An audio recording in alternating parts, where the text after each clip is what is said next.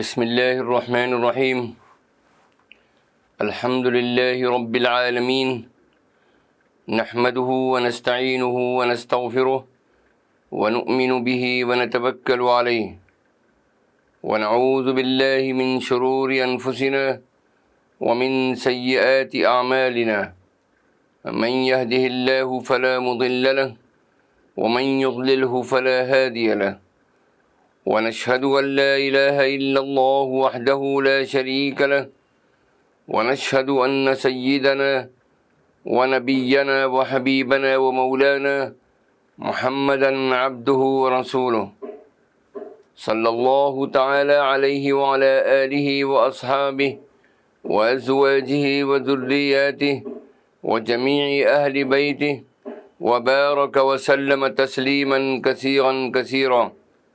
أما بعد فأعوذ بالله من الشيطان الرجيم. بسم الله الرحمن الرحيم. رب زدني علما وألحقني بالصالحين.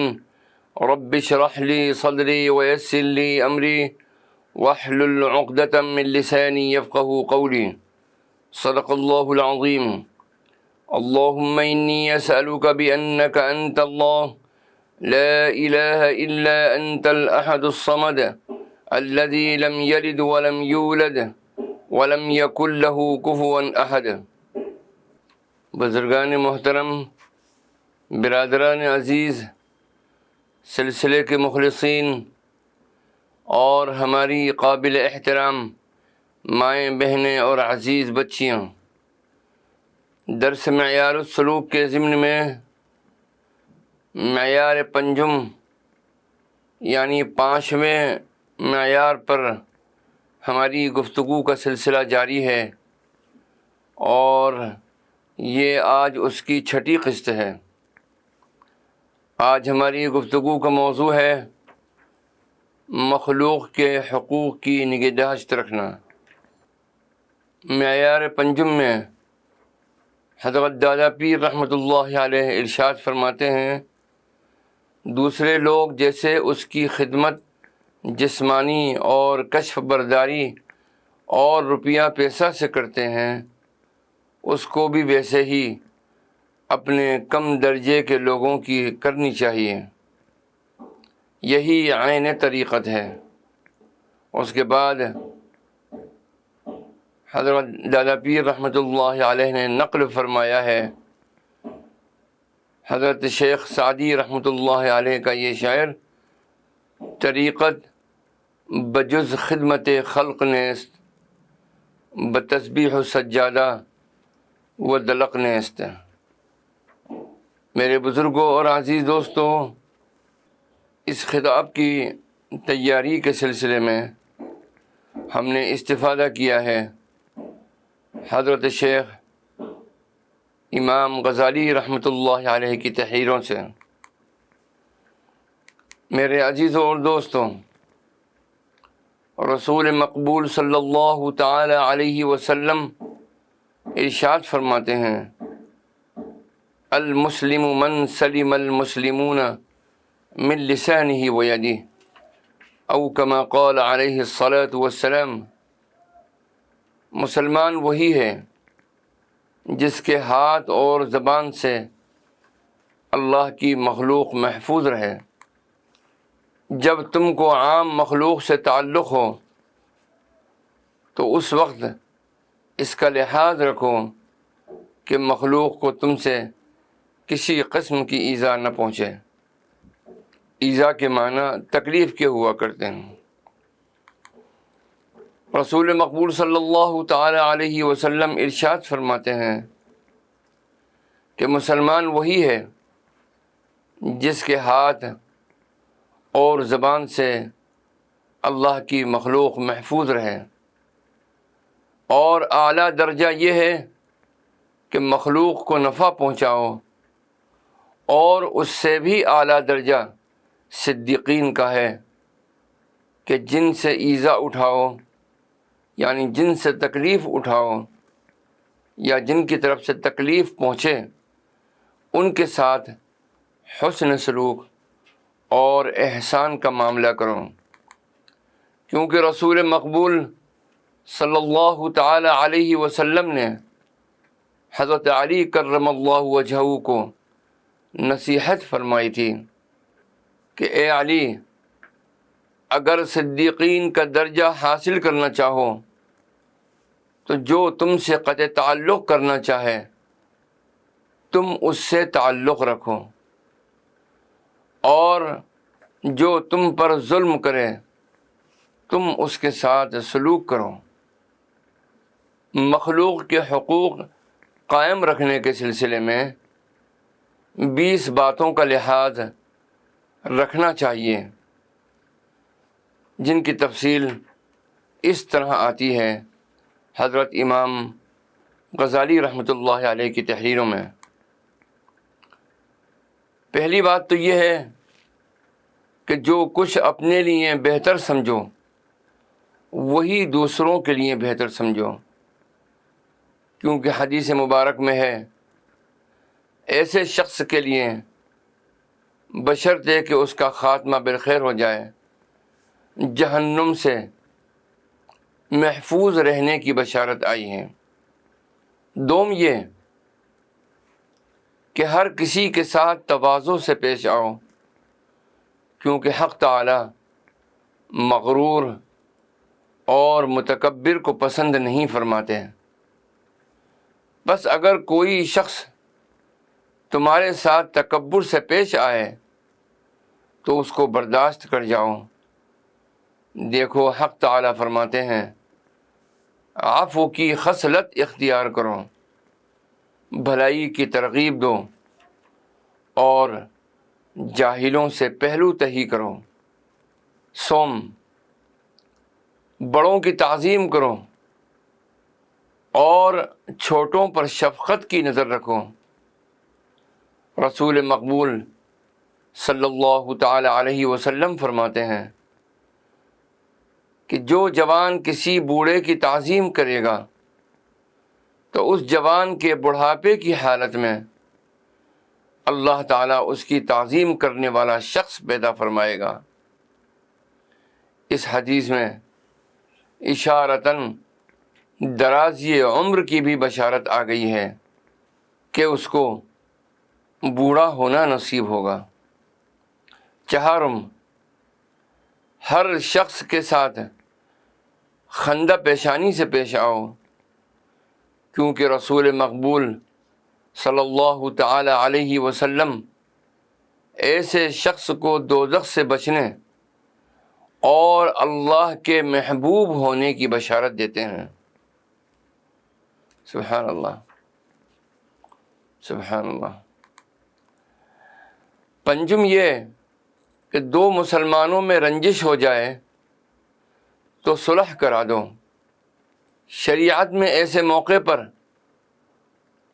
تالیف قلب سے کام لینا یہ بہت ہی افضل ہے۔ ششم، جو لوگ ایک دوسرے کی چغلی کھاتے ہیں یا ادھر ادھر کی لگا کر مسلمانوں میں رنجش پیدا کرتے ہیں ان کی بات ہرگز نہ سنو، کیونکہ وہ اپنا دین برباد اور جہنم میں جانے کا سامان کر رہے ہیں۔ ہفتم یعنی ساتواں، تمہاری کسی سے اگر رنجش ہو تو 3 دن سے زیادہ علیحدگی مت رکھو، کیونکہ اگر تم مسلمان کی خاطر سے درگزر کرو گے تو اللہ تعالیٰ قیامت کے دن تمہاری خطاؤں سے درگزر فرمائیں گے۔ ہشتم، سلوک اور احسان کرتے وقت اہل اور نااہل دیکھا کرو، کیونکہ اگر کوئی نااہل بھی ہو تو تم اس کے ساتھ کیوں نااہل بنتے ہو؟ سلوک کے لیے تو تمہارا اہل ہونا کافی ہے۔ نہم، لوگوں سے ان کی حالت کے موافق برتاؤ کیا کرو، یعنی جاہل میں اس کمال اور تقوی کو مت ڈھونڈو جو علماء میں ہوا کرتا ہے، اور عوام کی طبیعتوں میں خواص کی سی سمجھ اور سلیقے کی توقع مت رکھو۔ حضرت داؤد علیہ السلام نے دعا مانگی تھی کہ الہی وہ طریق بتلا دیں جس سے مخلوق بھی مجھ سے محبت کرے اور آپ بھی راضی رہیں۔ تو حکم ہوا کہ اے داؤد، دنیا داروں سے ان کی حالت کے موافق برتاؤ کرو اور دین داروں سے ان کے حال کے مطابق۔ دہم یعنی وہ 10ویں چیز جس کا خیال رکھنا امام غزالی رحمۃ اللہ علیہ کے نزدیک ضروری ہے۔ وہ فرماتے ہیں کہ برتاؤ کے وقت لوگوں کے مرتبوں کا بھی لحاظ رکھو، یعنی اگر دنیا دار باعزت آدمی تمہارے پاس آ جائے تو اس کی عظمت کرو۔ دیکھو رسول مقبول صلی اللہ تعالی علیہ وسلم نے بعض دنیا دار ذی عزت شخص کے لیے چادر مبارک بچھا دی اور یوں فرمایا ہے کہ جب کسی قوم کا بڑا شخص تمہارے پاس آیا کرے تو اس کی عزت کیا کرو۔ بعض روایات میں آتا ہے کہ یہ جریر بن عبداللہ تھے۔ یازدہم یعنی 11ویں چیز، مسلمانوں کے عیب ہرگز ظاہر نہ کیا کرو، کیونکہ پردہ پوشی کرنے والے جنت میں جائیں گے۔ غیبت بھی نہ کرو اور کسی کے عیب کی ٹوہ میں بھی نہ رہو۔ یاد رکھو کہ اگر آج تم کسی مسلمان کی عیب جوئی کرو گے تو کل کو حق تعالی تمہارا عیب ظاہر فرما کر رسوا کر دے گا، اور جس کو وہ رسوا کرے پھر اس کو امان کہاں۔ 12 یعنی 12واں نقطہ یہ ہے، تہمت کی جگہ سے بھی بچو ورنہ لوگ بدگمان ہوں گے اور تمہاری غیبت کیا کریں گے، اور چونکہ ان کی غیبت میں مبتلا ہونے کا سبب تم بنے ہو کہ نہ تہمت کے موقع پر تم جاتے اور نہ ان کو غیبت کا موقع ملتا، لہذا گناہ تم پر بھی ہوگا، اس لیے کہ گناہ کا سبب بننا بھی گناہ ہے۔ رسول مقبول صلی اللہ تعالی علیہ وسلم ایک مرتبہ ازواج مطہرات میں سے کسی کے ساتھ دروازے مکان پر کھڑے ہوئے تھے اور کچھ گفتگو فرما رہے تھے۔ کسی شخص کا اس جانب سے گزر ہوا، چونکہ موقع تہمت کا تھا، اس لیے حضرت صلی اللہ تعالی علیہ وسلم نے فوراً آواز دے کر اس شخص سے فرمایا، اے شخص، جس عورت سے میں باتیں کر رہا ہوں یہ میری بیوی صفیہ ہے رضی اللہ عنہ۔ اس شخص نے عرض کیا کہ یا رسول اللہ، توبہ ہے، کہیں آپ کی جانب بھی بدگمانی ہو سکتی ہے۔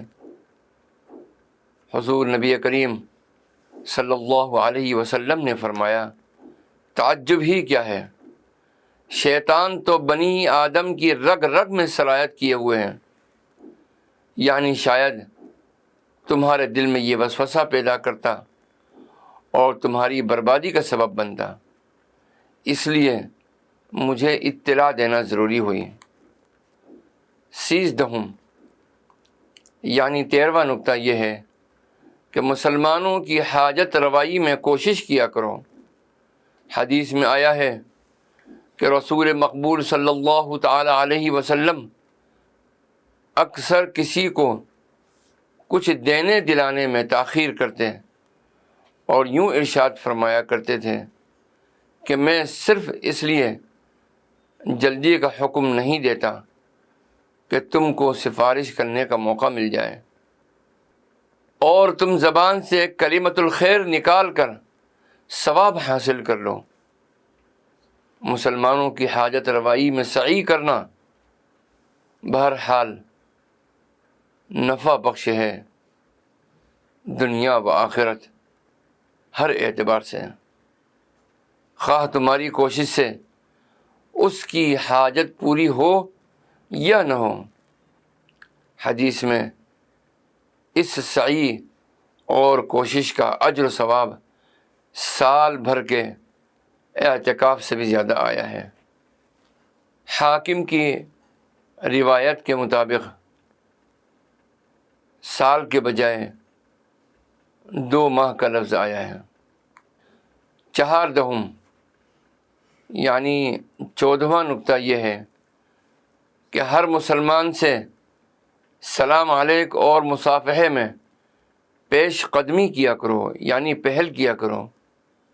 حدیث میں آیا ہے کہ جب 2 مسلمان مصافحہ کرتے ہیں تو رحمت خداوندی کے 70 حصوں میں سے 69 حصے تو اس کو ملتے ہیں جس نے مصافحے میں ابتدا کی، اور 1 حصہ دوسرے کو ملتا ہے۔ 5 یعنی 15واں نقطہ، مسلمان بھائی کی عدم موجودگی میں بھی اس کی مدد کرو، یعنی اس کی آبرو یا مال پر اگر دھبا یا نقصان آئے تو اس کو مٹاؤ، کیونکہ حدیث مبارکہ میں آیا ہے جس کا مفہوم یہ ہے کہ جہاں کسی مسلمان کی آبرو ریزی ہو رہی ہو تو جو مسلمان ایسے وقت میں اس کی مدد کرے گا تو حق تعالیٰ اس کی ضرورت کے وقت اس کی مدد فرمائے گا، اور جو مسلمان اس کی پرواہ نہ کرے گا تو حق تعالیٰ بھی اس کی اعانت کے وقت اس کی کچھ پرواہ نہ فرمائے گا۔ تو اس وقت ہم نے 15 نکات کا ذکر کیا، باقی جو نکات ہیں اس کا ذکر انشاءاللہ ہم آئندہ ہفتے کے خطبے میں کریں گے۔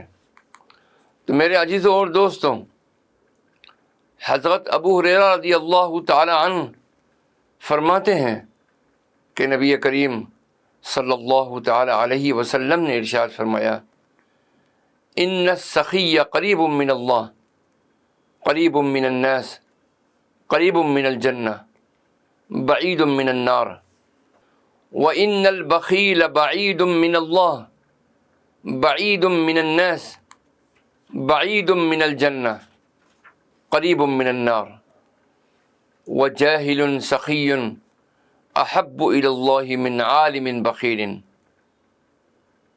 وادواء الداء البخیل۔ بے شک سخی اللہ تعالیٰ کے قریب، لوگوں کے قریب اور جنت کے قریب ہوتا ہے، اور جہنم سے دور ہوتا ہے، اور بخیل اللہ تعالیٰ سے دور، لوگوں سے دور، جنت سے دور اور جہنم کے قریب ہوتا ہے، اور جاہل سخی اللہ تعالیٰ کے نزدیک بخیل عالم سے بہتر ہے، اور سب سے بری بیماری بخل ہے۔ میرے عزیزوں اور دوستوں، حضرت لیث بن سعد رحمۃ اللہ علیہ بہت ہی غنی اور مالدار تھے۔ ان کی سالانہ آمدنی 80,000 اشرفی تھی، لیکن کبھی ان پر زکوٰۃ فرض نہیں ہوئی۔ وہ اپنا سب مال فقراء، دوست احباب اور رشتہ داروں پر خرچ کر دیتے تھے، اور سال کے ختم پر ان کے پاس بقدر نصاب مال باقی نہیں رہتا تھا۔ ایک مرتبہ ان کے پاس ایک عورت شیشے کے پیالے کو لے کر حاضر ہوئی اور عرض کیا کہ میرا شوہر بیمار ہے، اسے شہد کی ضرورت ہے، اس پیالے میں شہد عطا فرما دیں۔ آپ نے اسے شہد کا پورا برتن دینے کا حکم فرمایا۔ لوگوں نے پوچھا کہ اس نے تو صرف ایک پیالہ مانگا تھا، آپ نے پورا برتن دے دیا۔ تو آپ نے جواب دیا کہ اس نے اپنے اعتبار سے مانگا اور ہم نے اپنے اعتبار سے دیا۔ اس روایت کو نقل کیا گیا ہے الترغیب و ترہیب کے اندر۔ شعب الایمان کے اندر ہے کہ قتیبہ فرماتے ہیں کہ لیث بن سعد روزانہ متعدد مسکینوں پر صدقہ کیا کرتے تھے۔ نیز امام مالک رحمۃ اللہ علیہ، ابن لبیعہ رحمۃ اللہ علیہ اور دیگر علماء کو ہدایہ بھیجتے تھے۔ اللہ سبحانہ و تعالی ان تمام اکابرین کی تعلیمات پر عمل کرنے کی توفیق عطا فرمائے اور غریبوں، مسکینوں اور محتاجوں کی حاجت روائی کرنے کی توفیق عطا فرمائے۔ آمین ثم آمین یا رب العالمین۔ والصلاة والسلام علی النبی الکریم۔ والسلام علیکم ورحمۃ اللہ وبرکاتہ۔ بسم اللہ الرحمن الرحیم۔ اللہم صل علی سیدنا و مولانا محمد وعلی آل سیدنا و مولانا محمد وبارک وسلم۔ اللہم انت السلام ومنک السلام تبارک یا ذا الجلال والاکرام۔ اعوذ باللہ من الشیطان الرجیم۔ بسم اللہ الرحمن الرحیم۔ الحمد للہ رب العالمین الرحمن الرحیم مالک یوم الدین ایاک نعبد و ایاک نستعین اہدنا الصراط المستقیم صراط الذین انعمت علیہم غیر المغضوب علیہم ولا الضالین آمین۔ ربنا علیک توکلنا وإلیک انبنا وإلیک المصیر۔ اللہم وفقنا لما تحب وترضى واجعل آخرتنا خیرا من الأولى آمین یا رب العالمین۔ والصلاة والسلام علی النبی الکریم وصلی اللہ تعالی علی خیر خلقہ سیدنا محمد وعلی آلہ واصحابہ اجمعین برحمتک یا ارحم الراحمین۔